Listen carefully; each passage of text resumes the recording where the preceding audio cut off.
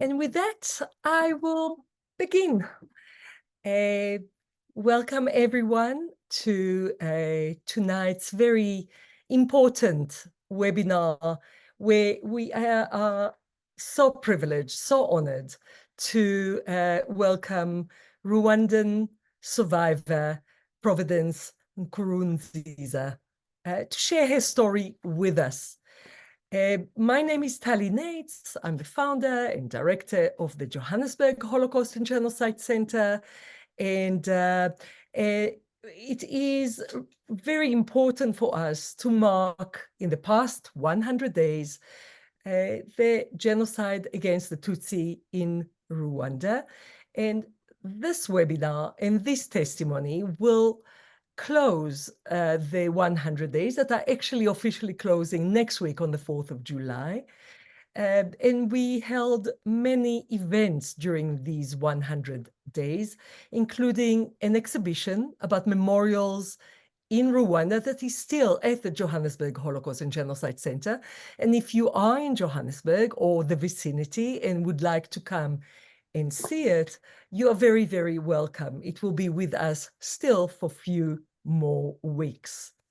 Before we start with an interview, and it's such a privilege for me to interview our guest, Providence, we will watch together a short documentary about the genocide against the Tutsi in Rwanda that was done by our partners and colleagues in Rwanda, in Kigali, at the Aegis Trust, the Kigali Genocide Memorial, that tells us a little bit more about the genocide.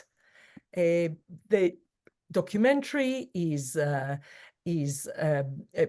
of course, difficult at times to watch, but it is done for the purpose of education by our colleagues. If you can just mute yourself, or Vix, if you can please mute everyone, a part of me, I will appreciate that. And we will watch the documentary now.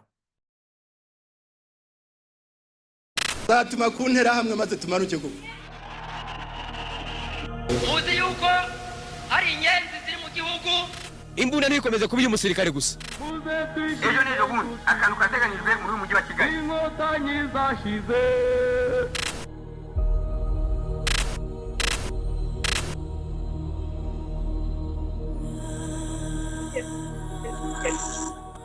ngira ngo abantu benshi bavuga ngo genocide ngo umuco w'abantu bagize kubera indege wasubira inyuma yabona yuko bidafite n'ishingiro kubera yuko hari n'ibindi bintu byinshi byari byarakozwe mbere yayo nk'ibitekerezo bipfobya, ibitekerezo birenganya, bikinagaza.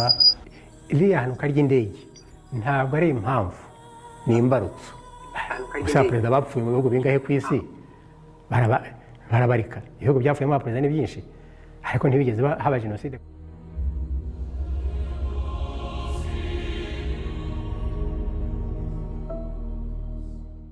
Abanyarwanda bajya gucikamo ibice, icya mbere ni politike y'imiyoborere. Abakoloni, ababirigi bashakaga gushaka abakozi bo kubakorera akazi bitasabye yuko bashyiramo amafaranga menshi. Bagombaga rero gufata igice kimwe kigakora akazi, hakagira n'ababikoreshwa. Hanyuma rero igihe cy'ubukoloni burimo gusa nk'aho burangira, ngo kubera ababirigi babonaga inyungu muri Kongo kandi bakumva kuzagezegeraho bazajya baca mu Rwanda, baravuze ngo b'abatutsi baduhaga raporo y'uko akazi kameze cyangwa tukabakubita nabo batagakoresheje, ntabwo bazatwemera ko u Rwanda turukoresha, tugumya kurugira akarima dukoreramo ibyo twishakiye. Niyo mpamvu bazafata ya makosa yose bakoze muri cya gihe cy'ubutegetsi bwabo bakayatereka ku mitwe y'abatutsi, bagatangira kwigisha abahutu ngo mu bahutu mwe abatutsi mwabonye ko ari babi. Mu gihe cyo kujya ku bwigenge, ubutegetsi bwarahawe abavugaga ngo ni abahutu batsikamiwe bagomba kwigaranzura abatutsi. Parme Hutu ni kivuga ni Parti pour l'émancipation des Hutus. Aho kugira ngo abari u Rwanda ruhabwa ubwigenge hakabaho kwigaranzura kw'abahutu, u Rwanda twabaye nk'abarwibagiriwe ahantu. Uruhare rwa Parme Hutu mu gucamo ibice abanyarwanda, unashatse watangira kururebera mu madisikuru perezida wa Repubulika yakundaga kuvuga. U Rwanda rwahawe ubwigenge, yavuze ijambo rirerire ariko mu kurisoza aravuga ngo ndarangiza iri jambo ryanjye mbwira igice kimwe cy'abanyarwanda bitwa abatutsi. Izina umututsi ntibivuze ubutegetsi no gutungwa n'imitsi y'abandi, handitsemo icyanditse mu moko yose. Mwoye gukomeza kurema agatsiko k'ubwibeshye n'uburyarya n'ubwirasi bidafite aho bishingiye. Uyu perezida Kayibanda yari afite korali yitwaga abanyuramatwi, yaririmbaga turatsinze gaye turatsinze Kamarama kayitora pariti zose zifuje yahariwe parime Hutu. Igihugu se urumva ari icy'abanyarwanda bose cyangwa igihugu Rwanda yabonye beneyo Gahutu ganza nta mpaka. Abanyarwanda batangiye kwicwa 63 hapfuye abatutsi barenga 35 mu gihugu hose. Bakubwira ko Nyabarongo est devenu la charrie des cadavres. Nuvuga ngo Nyabarongo yabaye nk'akamoteri gasunika imirambo. Iwacu mu Bufundu muri Gikongoro habaye ubwicanyi bukabije, ndetse n'itangazamakuru mpuzamahanga byatangiye kuvuga ko ce sont des actes de génocide. Muri sosiyete nyarwanda no kwiba amagi ntiwashoboraga gupfa kuhivana, ahubwo kwica umututsi bihinduka nk'atari icyaha. Umututsi watwikiwe inzu wiciwe cyangwa watangiye gutemwa yahunga, nta nubwo bavuga ko yahunze, bavuga ngo yacitse. Muri 73 rero Kayibanda ubutegetsi bwe bwari mu marembera, imanda yari irimo kurangira, igisirikare kitakimwumva, amahanga atakimwumva. Igisubizo yagishakiye mu kwirukana abatutsi mu gihugu. Kuri 26 z'ukwezi kwa 1973 habaye ikiswe mututsi mvira. Parime hita yivuriyeho haza Habyarimana ati ubumwe n'amahoro. Cyahehe ubumwe n'amahoro yegume muretse gupfa, ariko ngiye kubereka iringaniza rya hehe. Ubonye yakora iringaniza, ahubwo yakoze ivangura ryitiringaniza. Habyarimana atangira na disikuru yo kureshya abantu, akabwira ati murica abasobukwe, murica ababyara banyu, ko mwashyingiranye murashaka iki?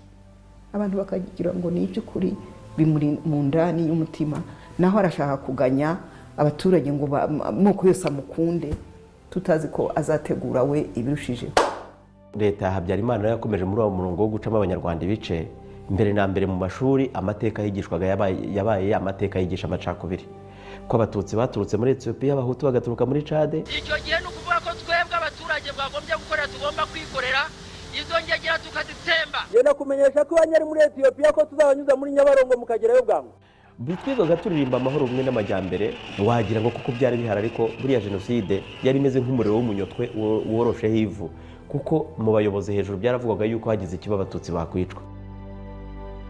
Habaga raporo de la rentrée scolaire, raporo ya buri gihe, bakamenya abakozi umubare wabo w'abatutsi n'uw'abahutu, bakamenya n'abatwaba bashyiragaho ariko ari formalite, bakamenya abana. Noneho kwari ugutegura urwango, umwana agakura azi kuriya badahuje ubwoko.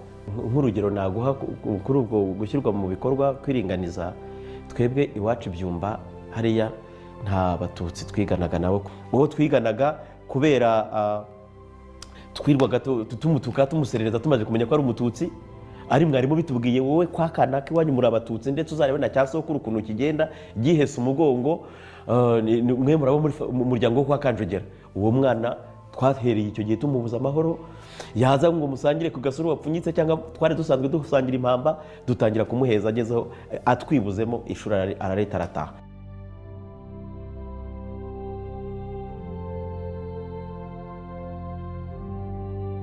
Rero inkotanyi zarateye, kugira ngo hari kuwa mbere niba nibuka neza, itariki ya mbere y'ukwa 10 mu ijoro ry'uwa kane, mbona umujyi wose ikirere cyabaye umutuku, nyine amasasa acanamo. Noneho buracya ku itariki ya 5 batangira kugenda bafata abantu bitaga ngo n'ibyitso by'inyenzi. Inkotanyi zimaze gutera, nk'uko bagombaga gushaka izindi ntwaro, habayeho gushakisha intwaro z'umutwe. Basaba abantu baririmbaga n'abandi bose barahamagaza bati buri munyarwanda nahimbe indirimbo yo gufasha igihugu guhangana n'umwanzi. Yewe nanga bahutu bangu bwoko bwabo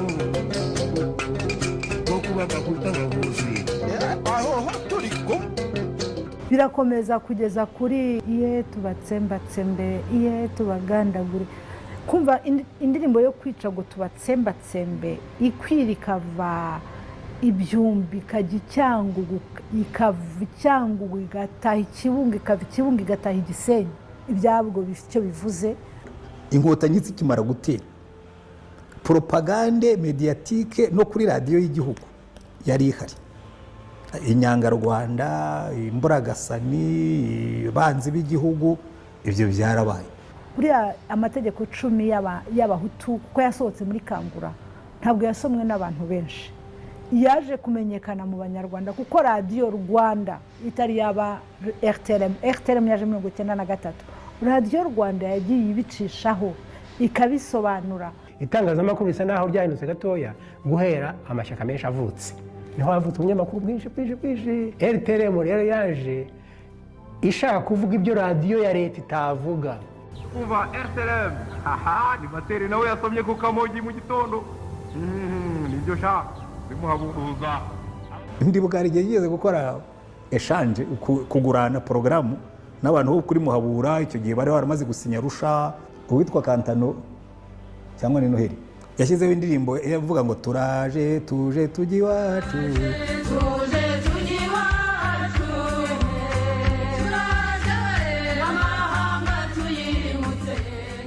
aratangira kuramo ngo baraje nyine, ngo nibizungereza byabo, ngo abahutukazi mwe mwiteguye, ngo ibitanda byanyu mubiveho, ngo bamutetere na bamutemba nshyushyu. Ndabyibuka neza rwose icyo kiganiro, navuze nurumva di indirimbo nziza arayishe, ibintu byiza baririmbaga tuje tujya iwacu arabihinduye bibi ku buryo n'uwari wabyumvise wenda wari kubikunda arabyanze. Kubera iki? Ya propagande azi ukuntu ari bubikore bya bindi byose ibyara amata agasukamo amasazi bikaba bibi.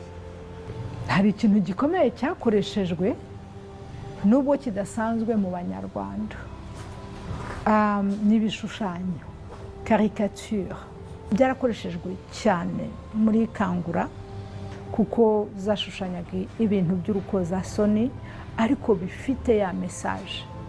Reka wenda mvuge nk'ishusho imwe yo muri 1993. Hari ishusho rero ubonaho inkotanyi n'umukuru wazo icyo gihe Paul Kagame bavuga ngo inkotanyi turatashye. Noneho uwari bashushanije ujya kureba ugasanga umuhanda bagendaho ntabwo ari umuhanda, ni za cercueil. Bo baravugaga ngo dore ikinyenzi zizasanga. Mu kwezi kwa mbere 1993 bagosora avuga ngo bagiye gutegura imperuka Kibirira, Bigogwe, ku Kibuye, mu Bugesera abatutsi barishwe barasenyerwa, ntabwo indege yari yaguye.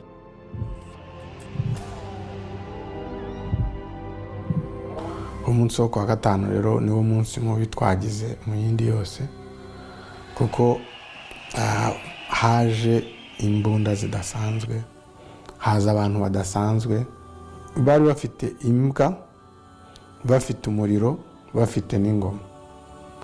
Twabonaga ibyo bintu tukarira nta muntu ukugezeho. Bamwe bananirwa no kugenda bicara hasi baraza babatema, abantu barabica, umusozi wose uhinduka imirambo, imigezi yose yahindutse amaraso. Baratemye icyo gihe umuntu wese warokotse uwo munsi yarokotse azi yuko ari we wenyine warokotse. Baraza bati power, Hutu power, Mututsi wize Girisoni, uwacuruje yazane, umutindi yahure power, ibikombe by'imisozi biti power, ziga ukagira ngo ni wa munsi w'imperuka batubwiye. Akaradiyo ko gutwi n'umupanga mukundi kuboko, akaradiyo hano nuko interahamwe yabimeze, akaradiyo ko gutwi yumva RTLM ukuboko ujye gufasha umupanga. Twasohotse mu kiliziya batera indirimbo ivuga ngo twaremewe kuzajya mu ijuru. Mama yarayiririmbye kandi yari umuporoso, nawe yasubiragamo. Abantu barasohoka, noneho bamaze gushira mu kiliziya abantu bose babandagaza aho mu mbuga. Hanyuma hakurikiraho ikintu cyo kuvuga ngo abagore mwicaraha, abagabo ikintu cyitwa umuhungu, umugabo umuhungu, umwana w'uruhinja w'umuhungu babashyira ukwabo, nibo batangiriyeho kwica. Papa bamwica bamuciyemo kabiri, bakavuga ngo reka bareba ko atava amaraso ava amata, kuko bari bazi ku rugo rwacu bari amata. Bamuciyemo kabiri bamujugunya muri uriya mugezi wa Nyabarongo. bari bafite ubugome utashobora kumva, bari bafite ubugome ku buryo ntabwo kwica byari bibahagije, bongeragaho ikintu cyo kubabaza umuntu kugira ngo apfe nabi. buriya jenoside ifite ukuntu iteye, navuga ngo nabi, no kuyihakana bikaza muri uwo murongo.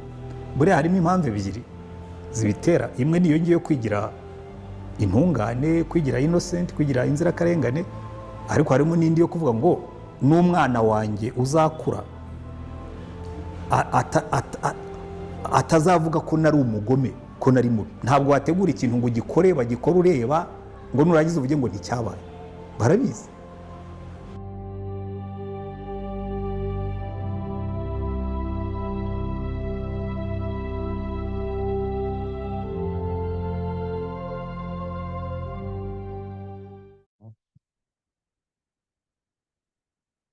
Very difficult pictures. And now, of course, we will have the privilege and honor to hear one story of survivor. More than 1 million Tutsi were murdered in 100 days. But to really understand those difficult days, we are going to speak to Providence Nkurunziza, who is an author, a speaker, an advocate for women and children, and a commissioner at the Texas Holocaust, Genocide, and Antisemitism Advisory Commission. Sadly, 5 of her siblings and their parents, along with the rest of her extended family members, were murdered during the genocide. And she was only 11 when she survived. She published her story in her memoir, Next Couple Hours. And as a survivor, she considers herself responsible to bear witness to the atrocities of genocide. She would like to save the next generation from falling into the same trap of experiencing such sinister events. And she's going to speak to us a little bit about her message and lessons from her story. And she shared this story of her life so many times with the UN, in New York, in Geneva, many Holocaust centers around the world. And also she works with women, survivors living with HIV, AIDS, and other long-term illnesses contracted through rape and other violence during the genocide. And her advocacy on these issues is extremely important. We'll speak about that as well in our talk. Just lastly, I'm so proud to say that she recently was one of 4 honorees at the Wagner College for Leadership in Holocaust, Genocide, and Anti-Bias Education. And that is a great honor that she received on the 81st anniversary of the Warsaw Ghetto Uprising and the 30th anniversary of the genocide against the Tutsi in Rwanda, Kwibuka 30. Just something about what she's going to do next. She's attending an intensive program on fighting anti-Semitism in Oxford University, UK, starting in July 2024. In Providence, it is a real privilege to have you with us, not only a survivor, but advocate, an educator, and a voice for those that don't have a voice anymore. And maybe I'll start by asking you, as a survivor of the genocide against the Tutsi in Rwanda, can you tell us a little bit about your background, about your family's life before the genocide? You were only 11 years old when it all started. Maybe tell us a little bit about your life before. Thank you. Thank you so much, Tali. Thank you for the Holocaust Museum of Johannesburg to have me to share my story. It's an honor for me to be able to share my story, but also to speak about the atrocities of the genocide and what it has been 30 years after the genocide took place. Yes, as you said, I was 13 years, no, 11, sorry. I was 11 years old. And our life before the genocide was a normal life. I was a kid, I was going to school, I had friends, we had neighbors, of course, and I always, saw neighbors coming to our house. My father was a nurse and my mom stayed home. So we always had people who were coming home because my father was a nurse and was helping them. It was a normal life. And the fact that we had our cousins and friends, so many friends in the area, I had 3 uncles and my aunts, they had so many children. So it was easy for us to get around and to be able to have fun as children. So our normal life was, our life was normal like other lives. We didn't know anything. We knew we were going to school, we were having fun, we were playing. But I think I would dig deep as we keep talking of how I know things were, in the pipeline, but I couldn't tell because at home, our parents didn't tell us that we were Tutsis and we were going to be in danger one day. But as I think about it today, that's when I know things were going on, but our parents they were hiding it from us because they didn't want us to know what they endured in the past, but also, the wrong information that was going to trigger maybe hatred or other things. So it was a normal life. It was a good life. Yeah. And as you said, they protected you, and as one of a large family, you were not maybe aware fully, but before the 7th of April, when the actual genocide started, the plane was shot down on the 6th of April, and what you as a little child knew, did you know things in school? Did you feel anything outside of the house? Were you aware that anything is building up in the area where you were living? Was there preparation, like in the air, that you knew something is happening? No, I didn't know anything. I know we were in spring break. I was visiting a family member, and this 7th of April, I was getting ready to go back home because the family member that I was visiting, she was my mom's sister, and I was supposed to spend 2 weeks there. And the 7th, the very morning of the 7th, I was ready to go. My bags were very good packed, and I was ready to go back home. So I really didn't know something was in the pipeline. I would say that I knew I was Tutsi from my schoolmates because we had a list that, mentioned that we were Tutsi, my parents are Tutsi, my religion, my age. So it was giving information about ourselves, and it was dangerous for us because other kids knew we were Tutsis, and these kids knew Tutsis are the enemy, they are traitors, and they're going to kill them one day. I remember one day, one kid told me that one day they will kill us because we're part of the minority, and it's not going to be hard to finish us all because we are just a small number of Tutsis. So that's how I know about me being Tutsi. But my oldest siblings, 3 of them, and my parents, nobody in our family told us, oh, you're Tutsi, the kids are bullying you, and you're going to be, you're going to experience this. They didn't tell us anything until the morning of the 7th. The news struck, and I'm ready to hit the road to go back home. My aunt said, no, you can't go anywhere. The president died, and only the worst is going to follow. So that's how I knew things were going to be worse. And as I kept watching, things were changing like every 15 minutes. The sounds of the houses being pounded down, some of them being set on fire. I saw crowds of Tutsis running towards us.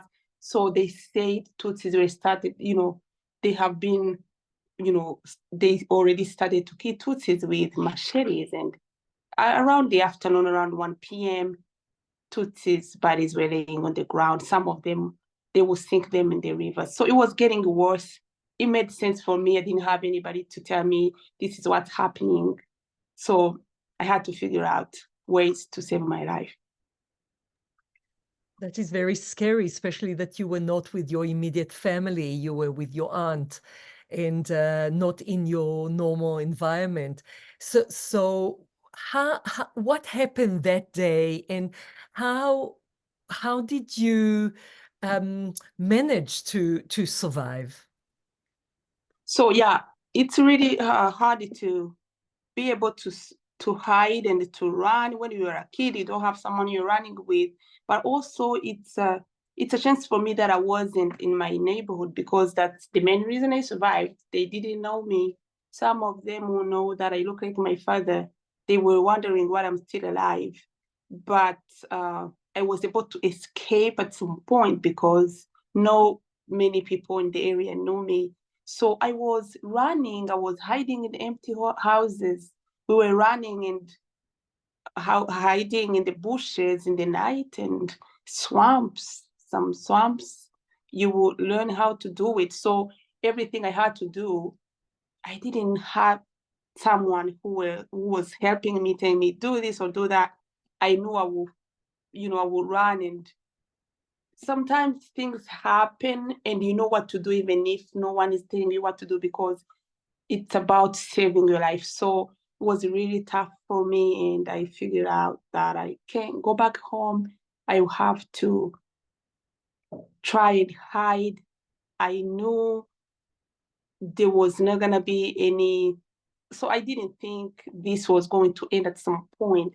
Every day of your life you would think it's the last. That's what I can say.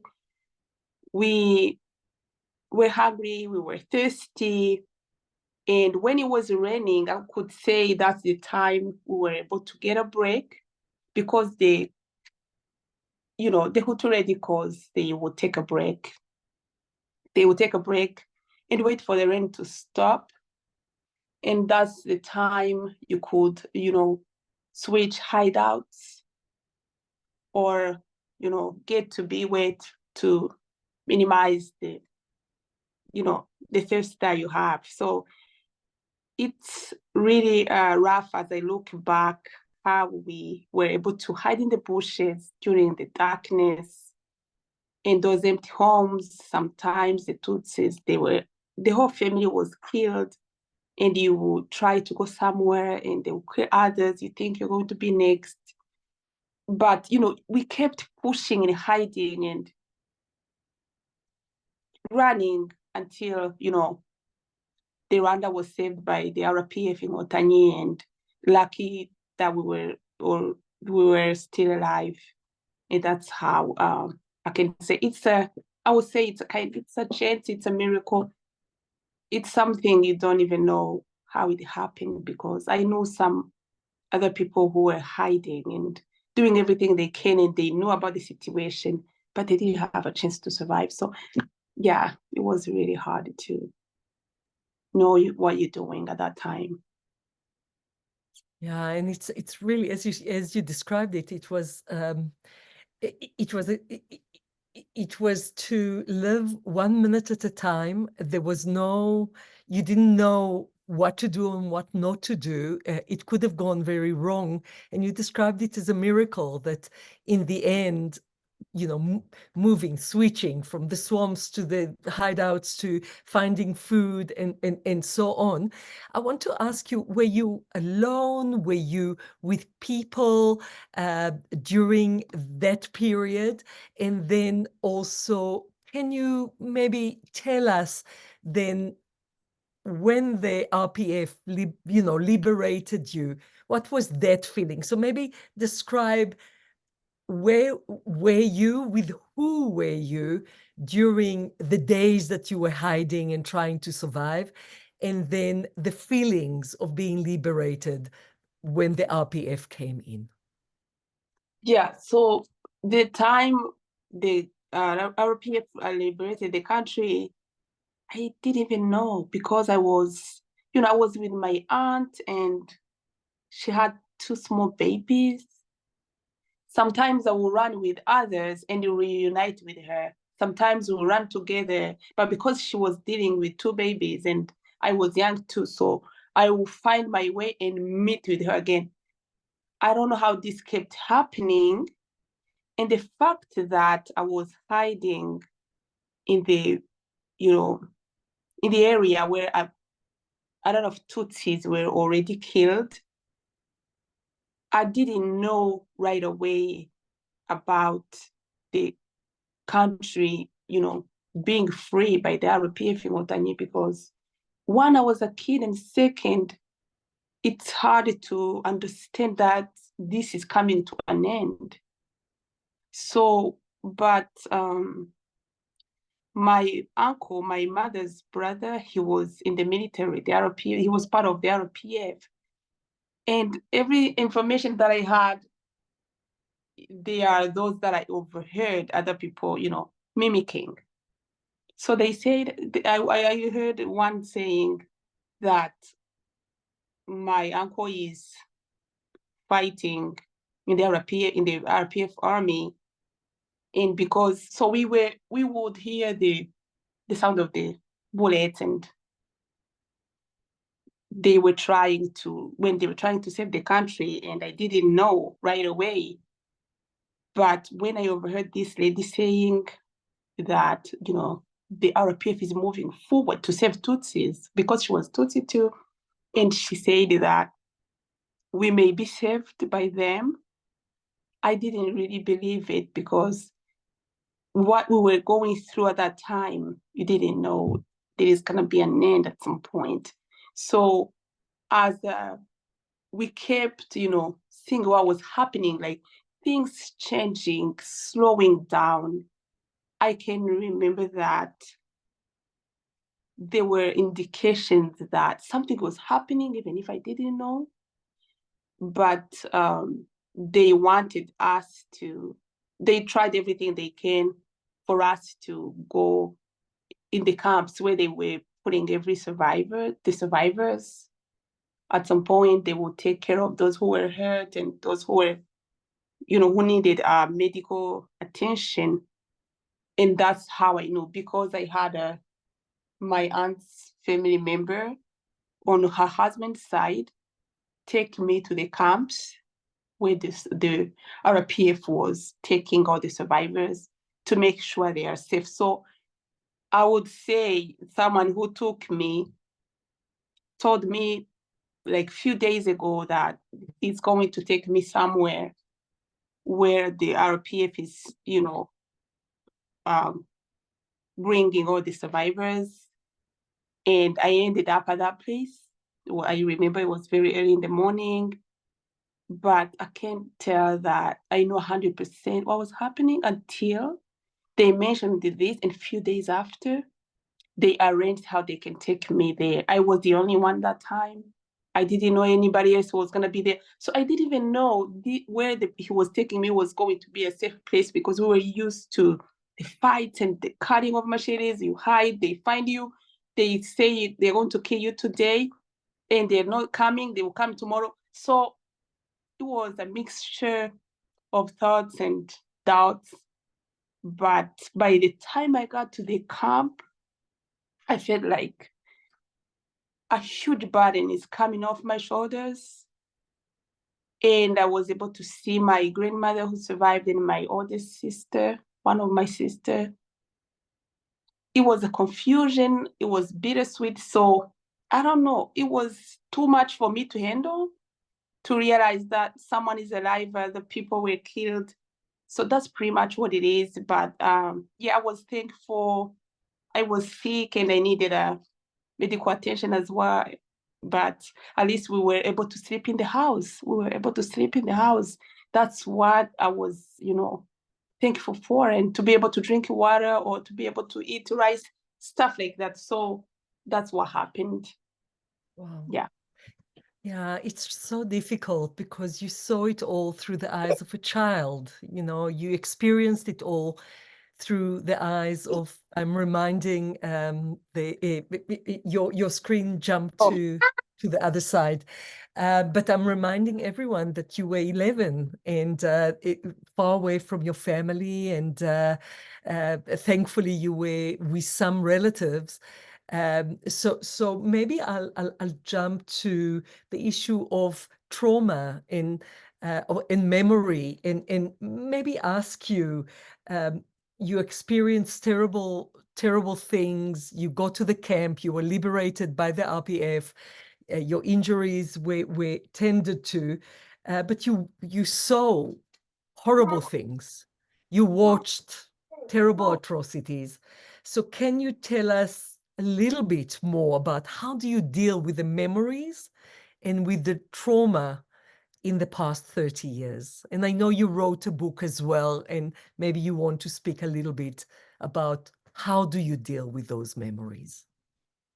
Yeah, thank you. It's really hard to deal with the memories. And again, when you're, growing up and witness how you have a huge void, emptiness of your loved ones in your life, when you're graduating or you're getting your paycheck, you can't be able to buy any gift to your parents, or there are times you need your family members. I guess it's most of our days where we need the presence of our loved ones. It's really rough to be able to, pick yourself up again and go. But mainly, I think to be a mother and to experience the love you have for your children, and that's the same love the parents had for you.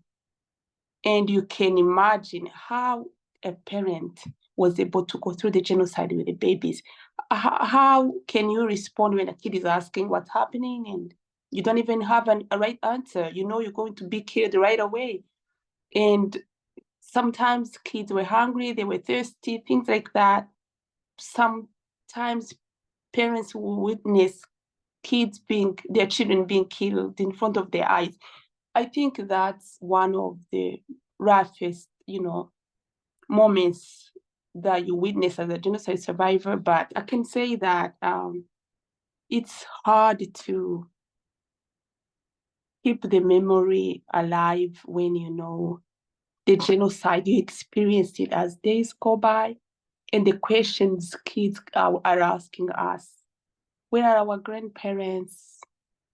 Why were they being, why were they killed? Why did they come and kill them? What did they do? I had my son once. He asked me if my parents died of COVID-19. We were, it was the COVID-19 time, and he couldn't understand why. And he was like, did they die of COVID-19? He was very young. So it's a hard time to deal with. But as a survivor, you feel like what you experienced, you don't want anybody else to go through it. And we want to protect the young generation, for them to have a normal life, not to go through what we went through. And the only way to do it is to educate about the atrocities of the genocide, and also to be able to prevent it from happening again. Because one thing is, the genocide happened, the Holocaust happened. We have different genocide on top of the Holocaust that took place in the past. Everybody said never again, and then it happens again. So you feel like even if we are commemorating and remembering the victims, but also if it keeps happening, then it will happen again in the period of our, in the lives of our children. So for me, that's what's giving me courage and pushes me forward to keep doing what we're doing, even to protect our community, because it may not be a genocide, but it can be something else that can cause grief and hurt. And it's our responsibility to witness what we went through and the aftermath, just so nobody else is going to experience what we went through. So it's really hard to deal with remembering your loved ones. You're not going to see them again. sometimes you regret things you didn't do, and I know that's part of the consequences of the genocide, to feel guilty of things you didn't do or regret things that didn't go right. I mean, some survivors or other survivors also, they say, we wish we told, our cousin to hide with us. Maybe they will survive as well. So that's one thing that you deal with. Yeah, it's really hard, but you keep pushing, especially when you see others who are survivors from other genocide and also Holocaust survivors with the courage to share what they went through, and also to equip the next generation with what happened, and keep fighting this fight. Yeah.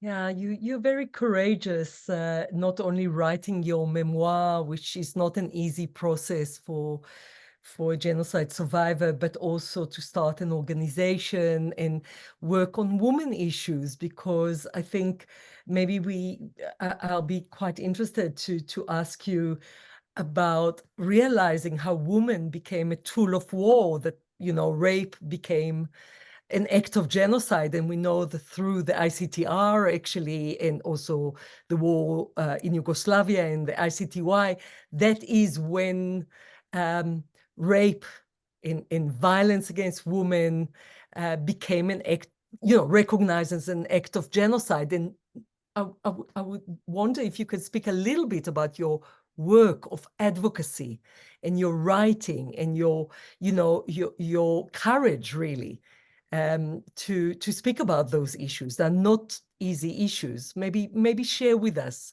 some of your thoughts. Yeah, thank you. Yeah, so for me to be able to write, it was a hard, time.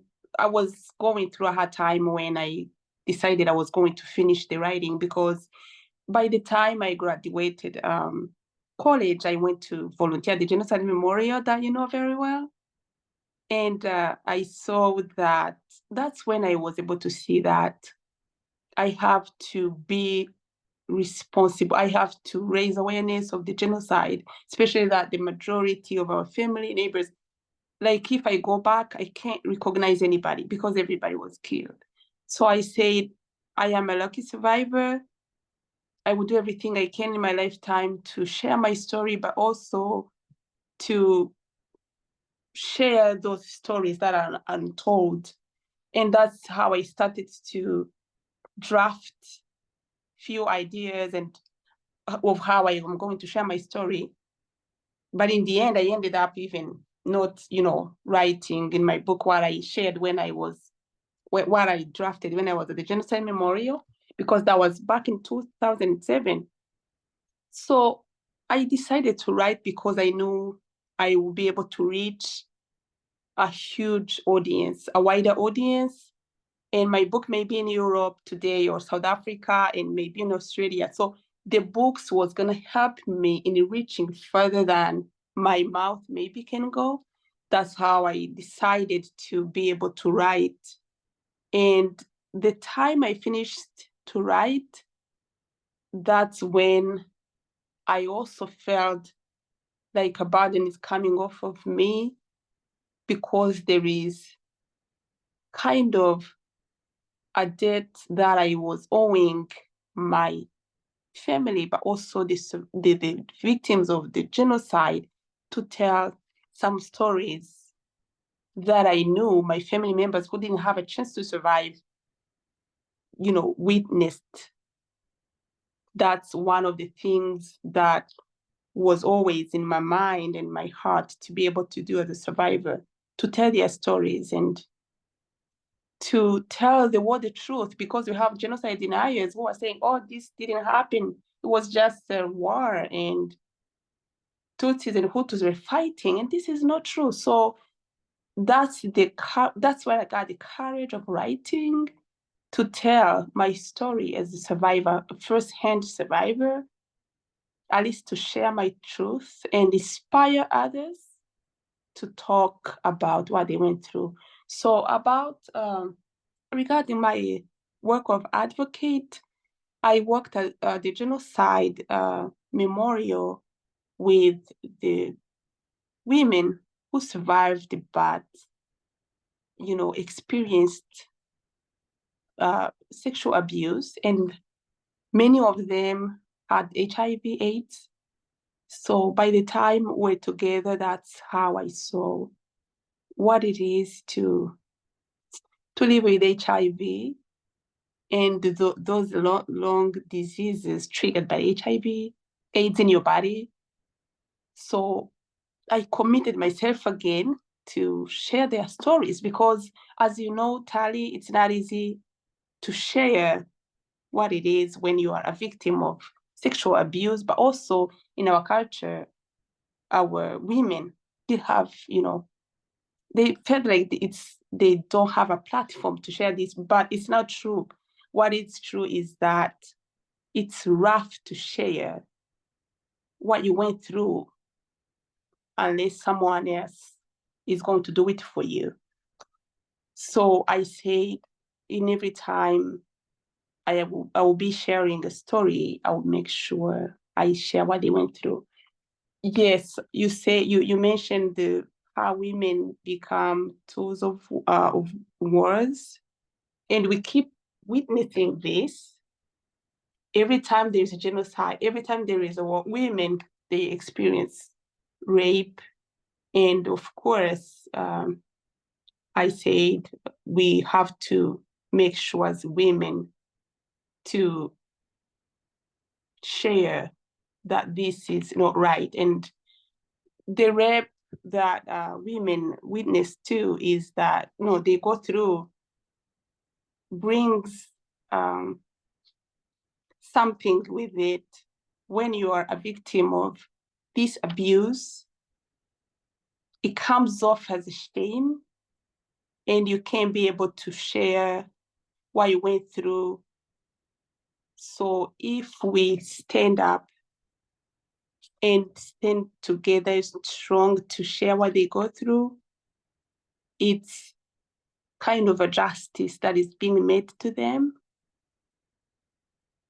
And the fact that maybe we are bringing this to the light, that's when others will kind of wake up and see that this keeps happening. And the fact that the, killers or those who are trying to dehumanize women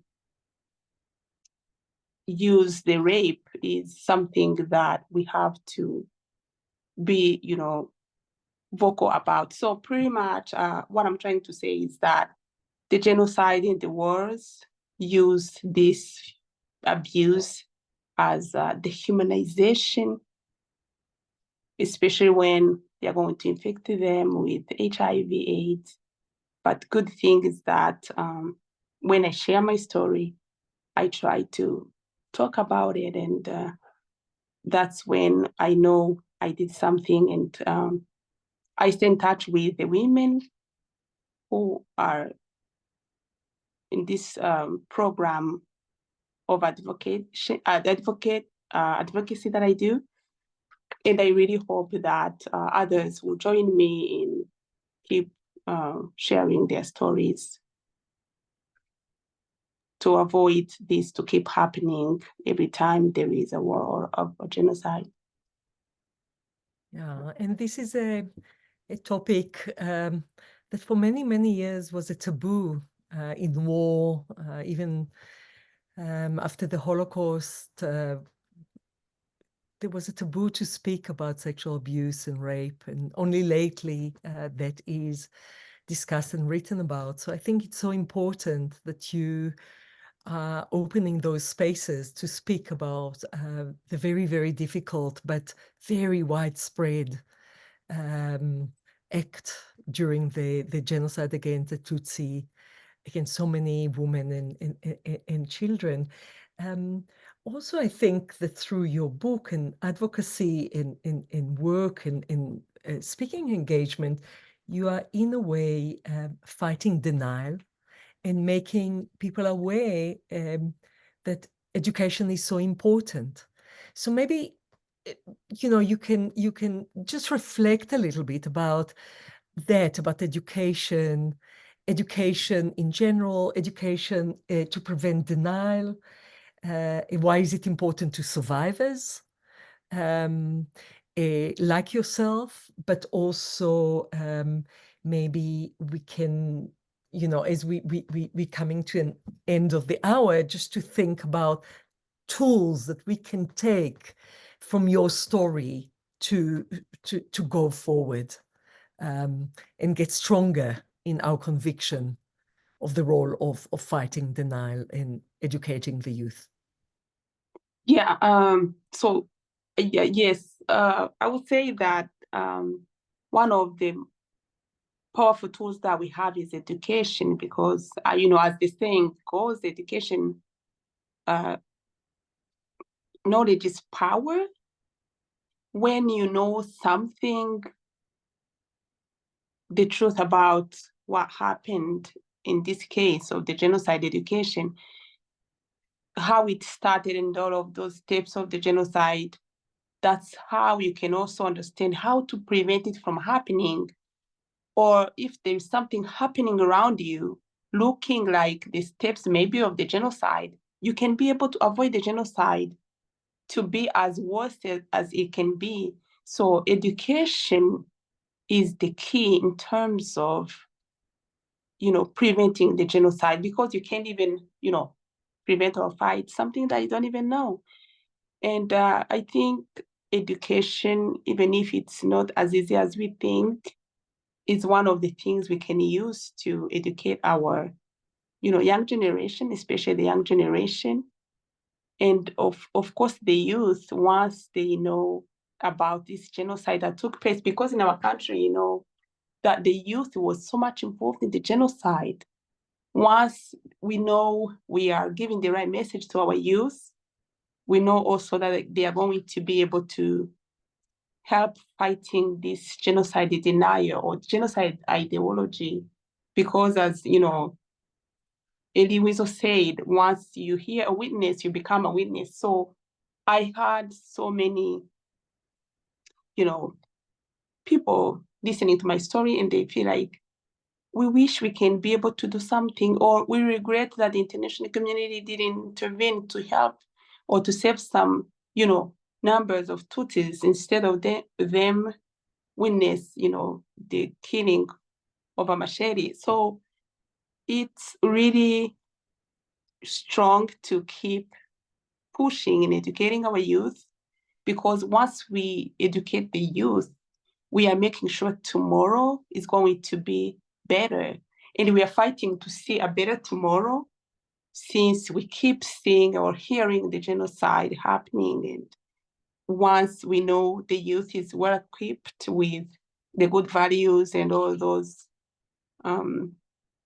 great understanding of the genocide atrocities and the Holocaust, we are doing what we're supposed to be doing as survivors and as parents. And I think we can even start off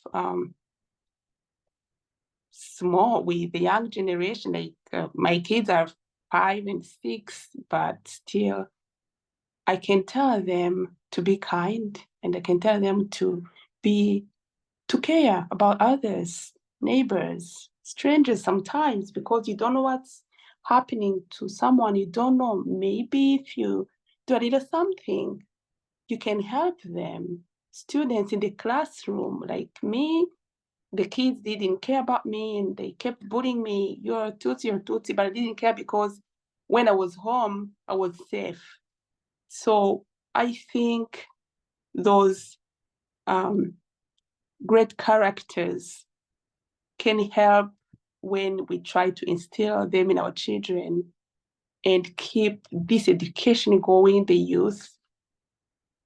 Once they know how this starts, they can detect if something is going to happen, and that's how they're going to be able to prevent it from going far. That's what I can say. But also, we're making sure, when they are very well educated about the atrocities of the genocide, they're going to be great leaders of tomorrow, and there's going to be, a better future for us all. Thank you so much. And I saw your beautiful children trying to help you with your tech, and it was just so heartwarming to see this new generation really there with you, caring that you will share your testimony and your story, and understanding at the very young age how important it is for you to speak to us here in South Africa, on the African continent.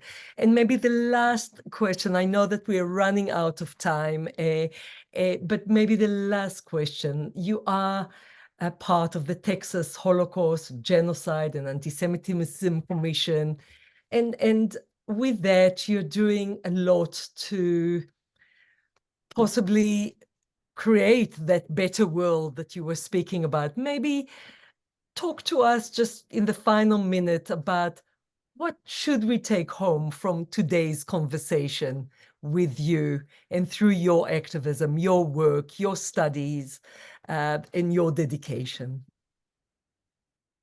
Thank you. Yeah. So as of course, I would say that for me to be able to be one of the commissioners at the Texas Holocaust, Genocide and Antisemitism and Diversity Commission, it's an honor because I get to learn more of what I want people that I talk to know. So let me make it make sense. I didn't have enough understanding of the Holocaust until I got to the commission. I have to be honest. There are some information that I was missing in terms of, what happened. And mainly what shocked me is that the anti-Semitism is real and going on in our days. So for me to be at the commission as a survivor, but also to see what's happening around us, as I was saying, it's